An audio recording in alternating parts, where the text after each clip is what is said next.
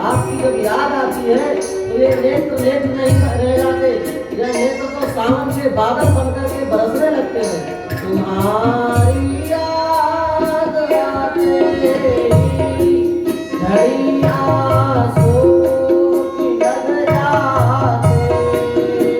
तुम्हारी याद आते झड़िया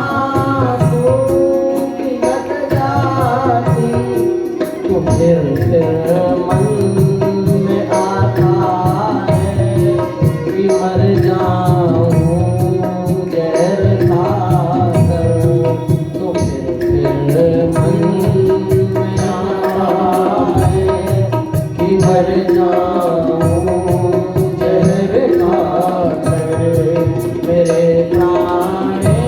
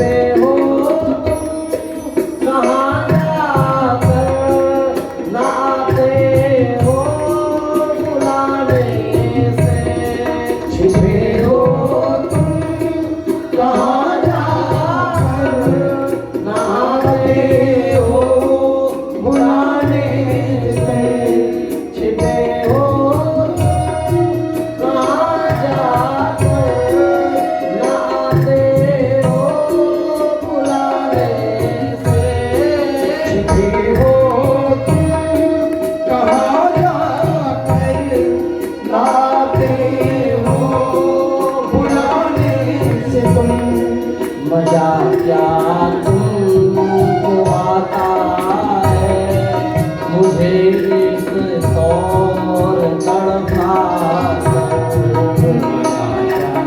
तुमको आता है, मुझे इस तौर तड़पा मेरे प्राण समर मोहन तुम्हें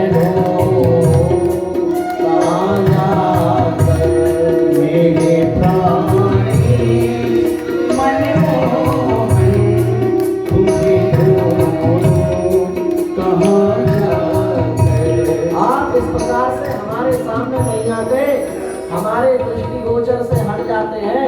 आपको इसमें क्या आनंद आता है?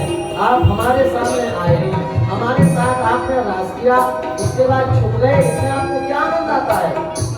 गोपियां प्रार्थना कर रही है सबसे, वहाँ के वृक्षों से, वहाँ की घास से, यमुना जी से, वहाँ के पशु पक्षियों से क्या कह रही है? न भूलूंगा कभी उपकार अपने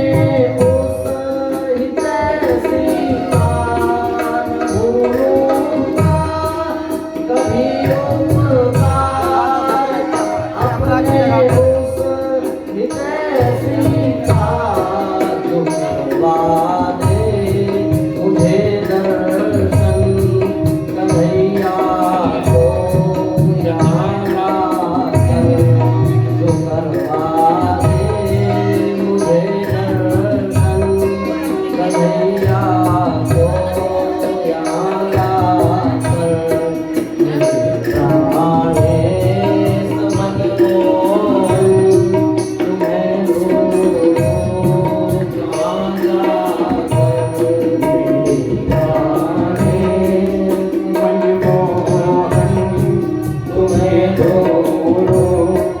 कहाँ जाकर मेरे प्राणेश मनमोहन तुम्हें ढूंढूं कहाँ जाकर। मेरे प्राणी मनमोहन तुम्हें ढूंढूं कहाँ जाकर। मेरे प्राणेश मनमोहन तुम्हें ढूंढूं कहाँ जाकर। मेरे प्राणी मनमोहन तुम्हें ढूंढूं कहाँ जाकर। तुम्हें ढूंढूं कहाँ जाकर। तुम्हें ढूंढूं कहाँ जाकर। इस प्रकार से गोपियों ने भगवान को पुकारा है, हे प्राणेश, हे मनमोहन, हम आपको कहाँ ढूंढें? आप तो संपूर्ण चराचर जगत में कण कण में व्याप्त हैं और फिर भी आप हमको कहीं दिख नहीं रहे हैं। आप कहाँ जाकर के छुप गए हैं? हे ठाकुर जी, हमारे सामने आओ। भगवान तो अंतर्ध्यान हो गए और जिस गोपी के राधा जी के साथ में भगवान अंतर्ध्यान हो गए। राधा जी चलते चलते थक गई। भगवान ने कहा, स्कंध आरोग्यताम, आप हमारे कंधे पर आकर के बैठ जाओ। राधा रानी जैसे ही कंधे पर बैठने को उद्यत हुई तो भगवान वहां से भी अंतर्ध्यान हो गए, भगवान वहां से भी तिरोहित हो गए। वस्तुतः राधा रानी के पास में से भगवान कहीं गए नहीं। प्रेम की एक अवस्था है, उसको शास्त्रीय भाषा में कहा गया प्रेम वैचित्र्य। प्रेम वैचित्र्य अवस्था में स्वाभाविक रूप से यह अनुभव होता है कि व्यक्ति को अपने पास में रहने वाले व्यक्ति की भी सुध-बुध नहीं रह जाती। ठाकुर जी राधा रानी के बिल्कुल पास में है, पर राधा रानी प्रेम में इतनी बेहद हो गई कि वो भूल गई कि हमारे बगल में ठाकुर जी हैं। चिल्लाने लगी, हा नाथ रमण प्रेष्ठ वासी वासी महाभुज दास्यास्ते कृपणायाम में सके दर्शय सन्निधिम। हे नाथ, हे रमण, हे प्रेष्ठ, आप कहाँ हैं, कहाँ हैं? मैं आपकी दासी हूँ, आपको खोज रही हूँ, आप प्रकट हो जाए। भगवान ने कहा कि जब यह भ्रम हो ही गया है कि हम इनके बगल में खड़े हैं, तब वे ये कह रहे हैं कि आप कहाँ चले गए, तो हम थोड़ा देर के लिए चले ही जाते हैं। भगवान अंतर्ध्यान हो गए। गोपियां आई हैं, राधा रानी से मिली हैं। गोपियां और राधा रानी दोनों आपस में मिली हैं। राधा रानी ने बताया कि ठाकुर जी तो हमारे पास में से भी चले गए। सबने विचार किया कि भगवान की प्रार्थना करें, भगवान को बुलावें। अब देखो, गोपियां बहुत सारी, अनेक गोपियां हैं, सब स्तुति कर रही हैं, तो सबको अलग अलग स्तुति करनी चाहिए। उनको स्तुति याद तो थी नहीं कि श्री रामचंद्र कृपाल भगवत हर भव है दारुणम, ये तो याद तो ऐसे थी नहीं स्तुति, पर गोपियां स्तुति कर रही हैं और बोल एक जैसा रही हैं, सब की सब। क्यों? क्योंकि सभी गोपियों के तन माने शरीर, मन माने मन, चित्त और प्राण, तन मन प्राण समस्त गोपियों को, समस्त गोपियों के जो तन मन प्राण हैं वो गोपियों ने भगवान को समर्पित कर दिए हैं। और ठाकुर जी कितने, एक है कि बहुत सारे हैं? ठाकुर जी एक हैं, तो समस्त गोपियों के तन मन प्राण एक भगवान में समाहित हो गए हैं। इसलिए गोपियों का हृदय के भाव भी अवसर पे एक जैसे हो गए हैं। इसलिए समस्त गोपियां एक स्वर में एक जैसी भगवान की स्तुति कर रही हैं। उस स्तुति का नाम है गोपी गीत। बड़ा प्यारा गीत है, बहुत सुंदर गीत है। इस गीत का पाठ करने की फलश्रुति लिखी है, हृदरोगम आशु अपहनोति। हृदय के जितने भी रोग हैं, विकार हैं, हृदय के विकार क्या है? काम, क्रोध, लोभ, मोह आदि, मात्सर्य आदि जो विकार हैं, इन विकारों का इस गीत को पाठ सुनने से और करने से, दोनों से हृदय के रोगों का नाश होता है। इसलिए हम इस गीत को पढ़ते हैं और आप लोग प्रेम पूर्वक इसका श्रवण करो। गोप्य ऊचुः जयति तेधिकं जन्मना प्रजा सयत इंदिरा शाश्वती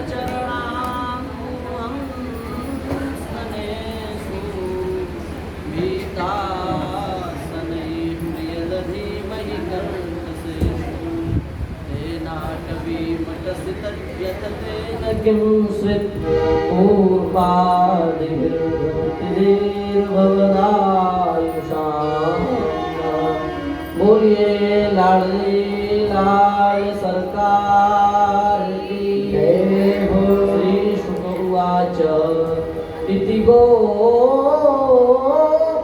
प्रगायन्त्या प्रलपन्त्यश्च चित्रधा रुरुदुः सुस्वरं राजन्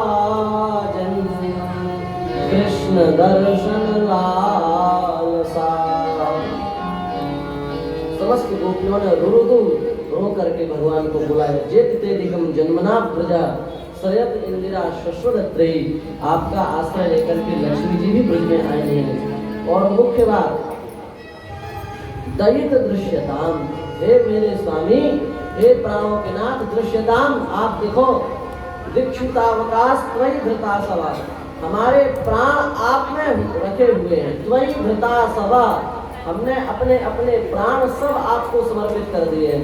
यदि आप कुछ देर और नहीं दिखेंगे तो हम लोग अपने अपने प्राणों का त्याग कर देंगे। इसलिए हे दैत, हे प्रिय, आप हमको दृश्यताम दिखो। भगवान प्रसन्न हुए। तासामाविर्भूच्छौरिः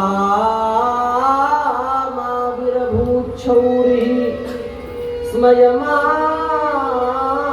मुखाम्बुजा पीताम्बरधर स्रग्वी साक्षान् मन्मथ मन्मथा। उन्हीं गोपियों के बीच में भगवान प्रकट हो गए। तासाम आविर्भूच्छौरी स्वयमान मुखाम्बुजा, उनका मुखकमल प्रसन्नता से खिला हुआ है। पीताम्बर धरस्त्रग्वी, भगवान सुंदर पीताम्बर धारण किए हुए हैं। कैसे लग रहे हैं? बोले साक्षात मन्मथ मन्मथा। करोड़ों करोड़ों कामदेवों को भी मथने वाले हैं। इतना सुंदर भगवान का स्वरूप है। भगवान ने सुंदर गोपियों को आश्वासन दिया, हम तुमसे कभी दूर नहीं हो सकते। न पारये हम निरवध्य संयुजाम स्वसाधु कृत्यं विबुधायुषापि वा या मां भजन दुर्जन गेह शृंखलाः संवृश्य तदवः प्रतियात साधुना। भगवान कह रहे हैं कि हे गोपियों, आप लोग अपने घर परिवार के समस्त बंधनों को ध्वस्त करती हुई, आप समस्त लोकलाज की श्रृंखला को तोड़ती हुई हमारे चरणों में आई है। आपने हमारे प्रेम का आदर किया है। न पा रहे हम पूरे जीवन भर यदि तुम्हारा कर्ज चुकाएं तब भी हम आप लोगों का कर्ज नहीं चुका सकते। भगवान गोपियों के लिए सदा सर्वदा के लिए ऋणी हो गए। बहुत सुंदर महारास हुआ। और महाराज के बाद में गोपियों के हार पूरे हुए, गोपियों के हृदय के भाव पूरे हुए। और भगवान इस प्रकार सुंदर सुंदर लीलाएं कर रहे हैं। भगवान जब गाय चराने जाते हैं तो गोपियां भगवान के सुंदर सुंदर आकृतियों का वर्णन करते हैं। भगवान कैसे हैं, भगवान किस प्रकार से गाय चराते हैं, क्या लीलाएं करते हैं। बोले वाम बाहुकृत वाम कपोलो। भगवान अपना बायां जो गाल है ना भगवान का, भगवान अपने बाएं हाथ पर अपना बायां गाल रख लेते हैं। वाम बाहु माने बाएं हाथ पर, कृत वाम कपोला बायां गाल रख लेते हैं।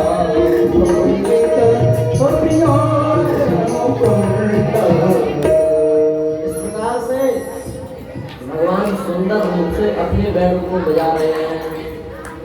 आप लोग प्रेम पूर्वक बैठ जाएं और फिर कथा को ध्यान से सुनें।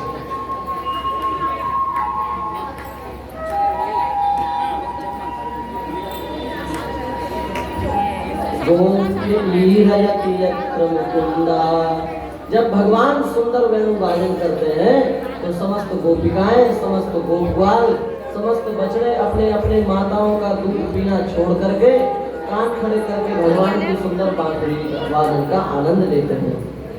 और जब भगवान बांसुरी बजाते हैं तो आकाश में बड़े बड़े सिद्ध गंधर्व अपने अपने स्त्रियों के साथ अपने अपने विमानों पर उस वेणु को सुनने के लिए आते हैं। व्योमयान वनिता सह सिद्धई। देखो दो प्रकार का संगीत होता है, एक तो भूलोक का संगीत है और एक स्वर्गलोक का संगीत है। अपना जो संगीत है उस संगीत से कई गुना अपेक्षा स्वर्ग का संगीत है। कुंबुरु आदि गंधर्व जब वहां पर अपनी अपनी वीणा लेकर के तान छेड़ते हैं तो समस्त स्वर्गवासी आनंद से उन्मत्त हो जाते हैं। कहने का भाव यह है कि अपने यहाँ से कई गुना अच्छा संगीत स्वर्ग का है। स्वर्ग के देवताओं ने सुना तो भगवान बड़ी अच्छी मुरली बजाते हैं, उन्होंने सोचा हम भी सुन करके आए कैसी बजाते हैं। तो व्योमयान वनिता सह सिद्धई, अपने अपने स्त्रियों को साथ में लेकर के स्वर्ग के देवता, गंधर्व लोक के गंधर्व विमानों में बैठ करके मुरली सुनने के लिए आए। और जब भगवान ने तान में स्वर में उन्मत्त होकर के मुरली वादन किया तो विस्मिता, बड़े बड़े गंधर्व, बड़े बड़े देवता, गंधर्वों की स्त्रियां, देवताओं की स्त्रियां विस्मिता, विस्मित हो गई। क्या विस्मित हो गई? उनको समझ में नहीं आ रहा था तो भगवान की बंसी किस धुन में बज रही है, किस स्वर में बजा रहे हैं। जो संगीत के विशारद हैं, संगीत के सम्राट हैं, बड़े बड़े गंधर्व, ऐसे गंधर्व भी नहीं समझ पा रहे हैं कि आखिर भगवान किस स्थान में मुरली को बजा रहे हैं। विस्मिता, समस्त गंधर्व, समस्त गंधर्वों की पत्नियां विस्मित हो गई। तदुपधार्य सलज्जा, ऐसी विस्मित हुई, ऐसी विस्मित हुई कि वे सुनते सुनते सुनते सुनते इतनी विह्वल हो गई कि चक्कर खाकर के दिमाग में गिर गई। और जब वे चक्कर काट करके विमान में गिर गई और जब भगवान ने बंसी वादन बंद किया तब उनको होश आया। वे अपने सुध में आई, जो वे अपने सुध को भूल रही थी वह सुध उन्हें दोबारा आई। और जैसे ही उन्हें सुध आई तो वे बड़ी लज्जित हो गई अपने आप में। उन्होंने विचार किया कि देखो तो सही, सारे सभी संसार हमारे गान की प्रशंसा करता है। ये गंधर्वियाँ बहुत अच्छी गाती हैं, गंधर्वियाँ बहुत अच्छा नृत्य करती हैं, इनमें गाने की कला बहुत अच्छी होती है, पर धन्य है भगवान का बंसी वादन, हम तो इनके सामने कुछ भी नहीं है। आज स्वर्ग के देवता हम लोगों को चक्कर काटते हुए देख करके हंस रहे हैं कि बताओ, इनका स्वर सुन करके सब बेहोश हो जाते थे, आज यही बेसुध हो गई। ऐसी सुंदर भगवान का मुरली वादन है। इस प्रकार से भगवान ब्रज में रह करके अपने पिता को, अपनी माता को, अपने मित्रों को, गोपिकाओं को नित्य निरंतर सुख प्रदान कर रहे हैं। और उसके बाद में कंस के मथुरापुरी चल रहे हैं। मथुरापुरी में कंस विचार कर रहा है कि ऐसा कौन सा उपाय किया जाए जिससे भगवान श्री कृष्ण मारे जाएं, बलराम मारे जाएं। इस विचार में कंस की बुद्धि लगी रहती है। जब से भगवान का जन्म हुआ तब से लेकर अब तक कंस केवल इसी षड्यंत्र में लगा है कि ठाकुर जी की मृत्यु कैसे हो, इस कृष्ण को बलराम के सहित कैसे मारा जाए। दिन रात कृष्ण का चिंतन करते करते इतना तन्मय हो गया कृष्ण में वह कंस, तो उसको दाल में भी कृष्ण, भोजन में भी कृष्ण, वस्त्रों में भी कृष्ण, सारा संसार कृष्ण में दिखने लगा। अब देखो, भले ही कंस द्वेष पूर्वक भगवान का स्मरण कर रहा है, पर स्मरण तो कर रहा है कि नहीं कर रहा है? इसलिए द्वेष पूर्वक स्मरण करने के बाद भी कंस को सद्गति की प्राप्ति होगी। भगवान को किसी भी प्रकार से भज लो, द्वेष से भज लो, प्रेम से भज लो, बिना प्रेम से भज लो, कैसे भी भज लो, कल्याण ही होना है। कंस ने अक्रूर जी को बुलाया, पूरी मंत्रणा की, अपन धनुष यज्ञ रखेंगे, उस धनुष यज्ञ में मल्लशाला रखेंगे, मल्लशाला के गेट पर कुंवरिया पीढ़ हाथी को खड़ा किया जाएगा, सब षड्यंत्र बना लिया। और अक्रूर जी से कहा तुम जाओ कृष्ण को लेकर के आओ। अक्रूर जी ने समझाया, पर कंस ने कहा कि हमारी जो आज्ञा उसका पालन करो, प्रवचन देना बंद करो। अक्रूर जी ने कहा ठीक है। अक्रूर जी चले हैं, मथुरा से निकले हैं अक्रूर जी, और आज इतने प्रसन्न हैं, इतने प्रसन्न हैं। आज हम ठाकुर जी का दर्शन करेंगे, जिनके दर्शन के लिए बड़े बड़े ऋषि मुनि लालायित रहते हैं, जिनके दर्शन के लिए बड़े बड़े अमलात्मा, विमलात्मा, योगींद्र, मुनींद्र, महापुरुष हजारों हजारों वर्षों की तपस्या करते हैं, साधन करते हैं। तो वे ठाकुर जी आज हमें नेत्रों से दिखेंगे। आसो मनोचन गोचर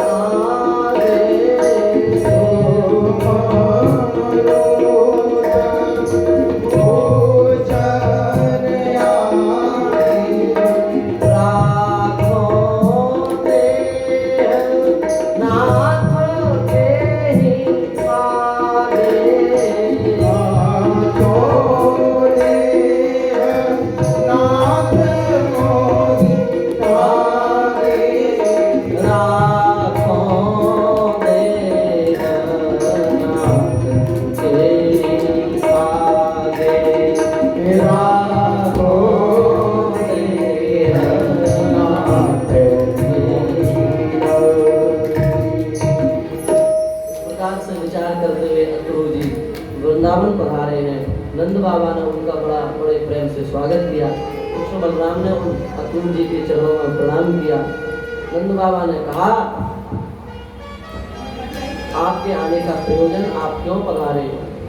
अक्रूर जी को भगवान ने पहले ही समझा दिया था कि आप तो सब ठीक ठीक जानते हो कि कंस ने हम लोगों को मारने के षड्यंत्र के उद्देश्य से हम लोगों को मथुरा बुलाया है, पर यदि यह बात आप नंद बाबा को बता दोगे तो वे तो कभी जाने ही नहीं देंगे।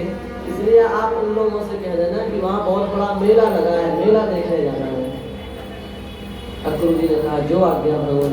नंद बाबा ने पूछा क्यों आए हैं? उन्होंने कहा कि मथुरा में बहुत बड़ा मेला लगा है, कंस महाराज ने आपको निमंत्रण दिया है और आपके पुत्रों को विशेष रूप से निमंत्रण दिया है, क्योंकि आपके पुत्रों की वीरता की चर्चा उन्होंने बहुत सुनी है। वे चाहते हैं तो उनको बुला करके मथुरा में पुरस्कृत किया जाए, पुरस्कार दिया जाए। बड़े वीर हैं, इतनी छोटी उम्र में पूतना को मार दिया, सकटासुर को मार दिया, बकासुर को मार दिया, अघासुर को मार दिया, केशी दैत्य को मार दिया। इतने जो बलवीर हैं उनको पुरस्कार देना चाहिए उनको, इसलिए भी पुरस्कार देने बुला रहे हैं। नंद बाबा ने कहा ठीक है। यशोदा माता को बताया, यशोदा जी तो विह्वल हो गई। उन्होंने कहा हम तो जाने नहीं देंगे। नंद बाबा ने कहा कि हम स्वयं भी जाएंगे और उनको साथ में लेकर के हम स्वयं आ जाएंगे, उनको छोड़ करके नहीं आएंगे वहां। यशोदा जी अधीर हो गई। यशोदा जी भी जैसे तैसे करके मान गई। समस्त 84 कोस ब्रज में हल्ला मच गया कि कल ठाकुर जी चले जाएंगे। भगवान के वियोग को सुनकर के समस्त गोपियां अधीर हो गई। प्रेम की सबसे कठिन दुर्दशा है वियोग। प्रेमी को सब कुछ सहने, वियोग सहन नहीं होता। गोपियां समझ गई कि अब तो हमारा वियोग हो जाएगा, श्री कृष्ण हमसे दूर चले जाएंगे। ऐसा विचार करके गोपियां पूरी रात्रि नहीं सोई। गोपियां कहती रही, यह विधाता तो बड़ा ही निर्दयी है। अहो विधातस्तवनः क्वचित् दया। अरे विधाता, तुमको हम लोगों को देख करके दया नहीं आती? जैसे छोटे छोटे बच्चे होते हैं, वो मिट्टी के खिलौने बना लेते हैं और जैसे ही खेल समाप्त हुआ, एक ने लात मारी, एक ने हाथ मारे और सब बराबर करके घर चले गए। ऐसे ही यह ब्रह्मा है, या हम लोगों के साथ भी इसी प्रकार से खेल करता है, जैसे छोटा बच्चा मिट्टी के बर्तनों के साथ अथवा मिट्टी के हाथी घोड़ों से खेलता है। एवं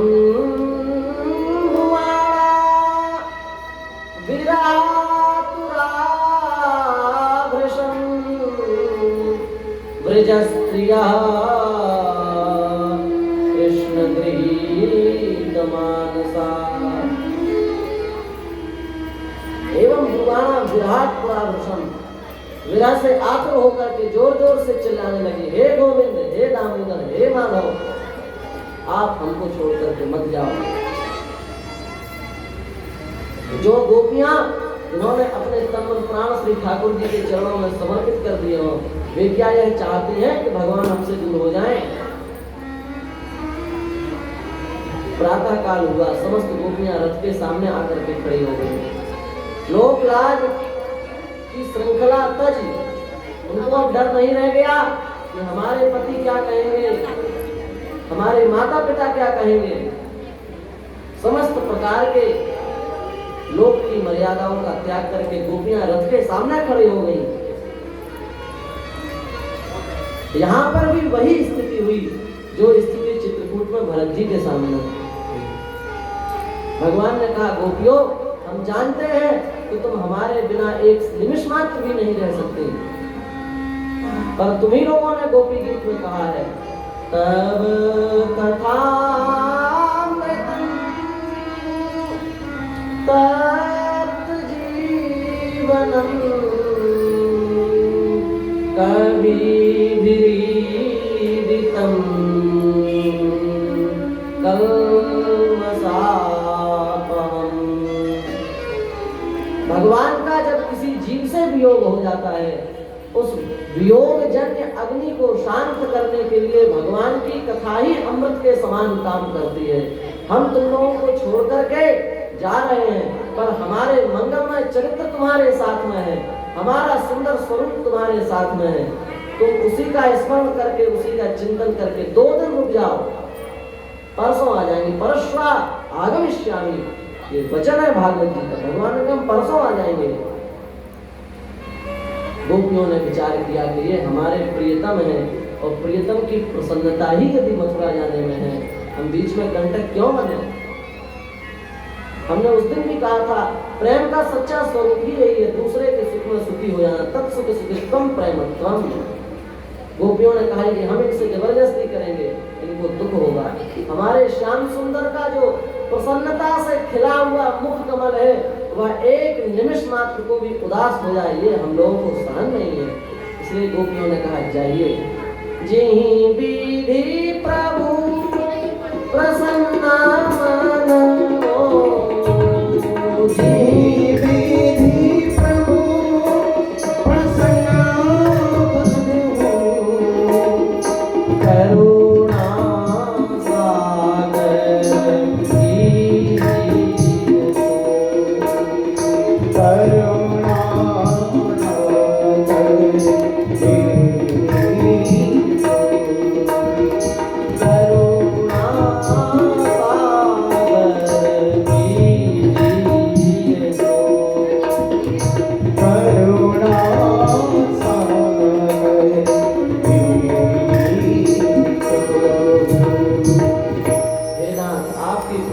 यदि मथुरा जाने में है, आप प्रेम पूर्वक मथुरा चले जाइए, पर याद रखिए, आपके आने की आशा ही हमारा जीवन है। आप हमको यह जो कह रहे हैं कि हम परसों आ जाएंगे, या आगमन की जो हमारी प्रतीक्षा है, यही हमारा प्राण है। यदि ठाकुर जी कदाचित ये कह देते, अब हम जा रहे हैं, देखो बनेगा तो आएंगे, नहीं तो नहीं आएंगे, समस्त गोपियों के प्राण तत्काल समाप्त हो जाते हैं। आप देखिए भागवत जी में जब भगवान ने परम धाम गमन किया और जब ब्रज में यह सुना कि ठाकुर जी परम धाम चले गए, समस्त गोपियां, यशोदा रानी, नंद बाबा तत्काल प्राण त्याग कर दिए, किसी साधन की आवश्यकता नहीं पड़ी। कहां तक है, वृंदावन की गायें मोरे चींटी तक मर गई, कुछ भी नहीं बचा। ये है प्रेम। पर भगवान आप कह करके जा रहे हैं कि हम परशुआ आगमिष्यामि, यह प्रतीक्षा ही हमारा प्राण है।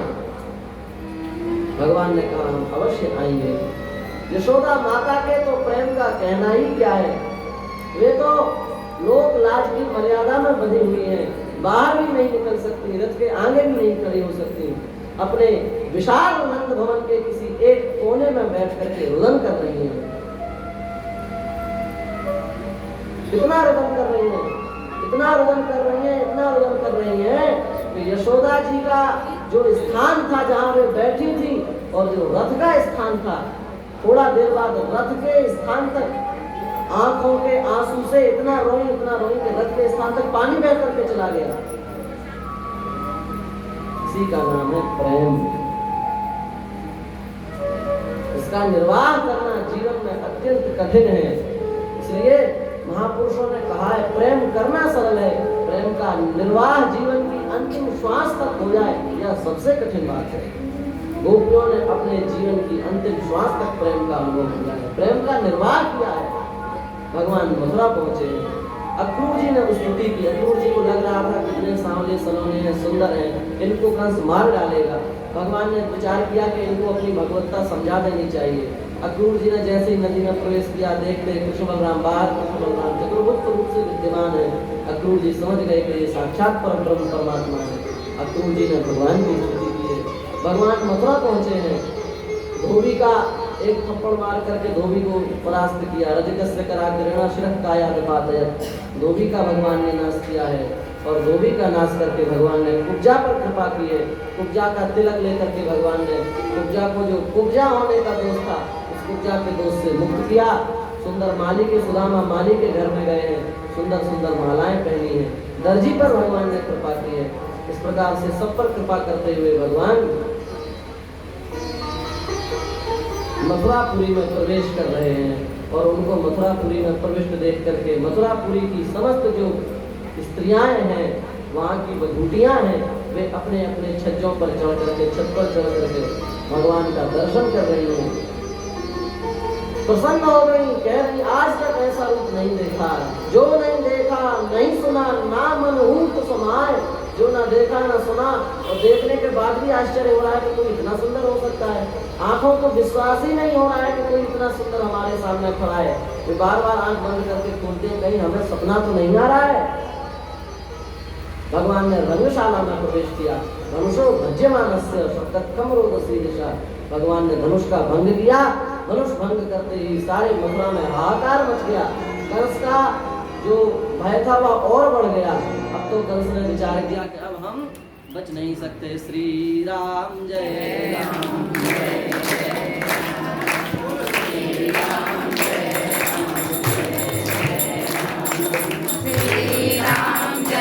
राम जय जय राम, श्री राम जय राम जय जय राम, श्री राम जय राम जय जय राम, श्री राम जय राम जय जय राम, श्री राम जय राम जय जय राम, श्री राम जय राम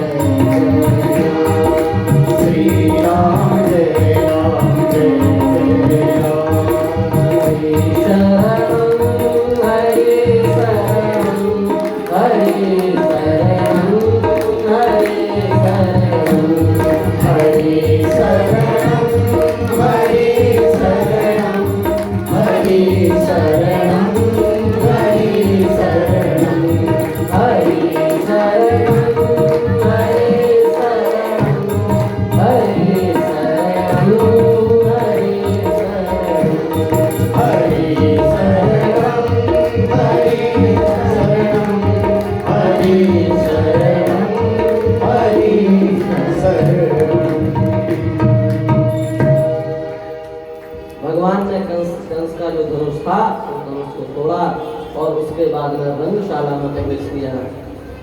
रंगशाला में कुंवरिया पीढ़ हाथी खड़ा था। भगवान ने उसके जो रक्षक था, उसके जो साथ था, उससे कहा इसको हटाओ मार्ग से। जब नहीं हटाया तो भगवान ने सूंड पकड़ के उसको पछाड़ दिया। एक एक दांत दोनों भाइयों ने तोड़ दिए और उसके बाद रंगशाला में प्रवेश किया। भगवान को जिसका जैसा भगवान के प्रति भाव था, उसको उसी भाव में ठाकुर जी के दर्शन हुए। जागी रही भावना जैसी, जागी रही भावना जैसी, प्रभु मूरत देखी तैसी, प्रभु मूरत देखी तैसी। जागी रही भावना जैसी, जागी रही भावना जैसी, प्रभु मूरत देखी प्रभु मूरत देखी तैसी। सबको अपने अपने अनुसार भगवान का बोध हुआ। भगवान गए हैं। कंस ने कहा कि आपके वीरता के बहुत चर्चे सुने हैं, ये अखाड़ा आपके लिए ही तैयार किया गया है, कुछ हमको भी आप दिखाओ अपनी कला। चाणूर मुष्टिक भगवान के सामने आ गए। भगवान ने कहा अरे ये तो पहाड़ के समान है और हम तो बालक हैं, हम इनसे क्या करेंगे। अब पर कंस अत्याचार पर उतारू ही हो गया। उसने कहा नहीं, आप कहाँ छोटे हैं। चाणूर मुष्टिक ने कहा कि छोटे होते तो इतने बड़े बड़े राक्षस आपने ऐसे ही मार दिए। भगवान ने कहा कि जब तुम्हारी स्वयं की ही इच्छा है परलोक जाने की, तो सुबह से शीघ्र आओ, आप लोगों का जल्दी जल्दी कल्याण करें। आपको परलोक जाने की बहुत इच्छा है, आतुरता है कि हम भगवान के धाम पहुँचे, देरी काहे की, सुबह से शीघ्र आ जाओ। एक तरफ से दोनों भाइयों ने स्वर्ग का नाश किया और भगवान कंस को क्रोध आया। कंस तलवार निकाल करके खड़ा हो गया। वसुदेव देवकी को बांध लो, कोई जाने ना पावे, सबको मार डालो। भगवान ने कहा कि अब तुम क्या मारोगे, तुम्हारा तो अंत होने का समय है, तुम तो भगवान का स्मरण कर लो। कंस के बाल पकड़े हैं और भगवान ने कंस का भी वध कर दिया है। बोलिए कंस निकंदन भगवान की जय हो। भगवान ने कंस का वध किया और कंस का वध करके अपने माता पिता देवकी और वसुदेव के पास हो गए। देवकी वसुदेव तो प्रसन्नता से भर गए। भगवान ने बड़ी प्यारी बात कही। भगवान ने कहा कि जो व्यक्ति, हे पिताजी, हे माताजी, जो व्यक्ति अपने माता पिता की सेवा नहीं करता, परलोक में जाने के बाद उसे अन्न खाने को नहीं मिलता, उसे अपना मांस ही वहां पर दिया जाता है खाने के लिए। ये भगवान ने कहा। यहाँ लिखा है वृत्तिम न दत्यात्म प्रेत्या स्वमांसम खारयन्ति। उनको खाने के लिए अन्न नहीं मिलता। वहां किसी पुण्य के कारण वो स्वर्ग भी चले जाएं तो स्वर्ग में ना उन्हें अच्छा अन्न मिलता है, ना अच्छा जल मिलता है, अपना ही मांस खाने के लिए उनको स्वर्ग में भी दिया जाता है। और जो व्यक्ति परिश्रम पूर्वक अपने माता पिता की सेवा करता है,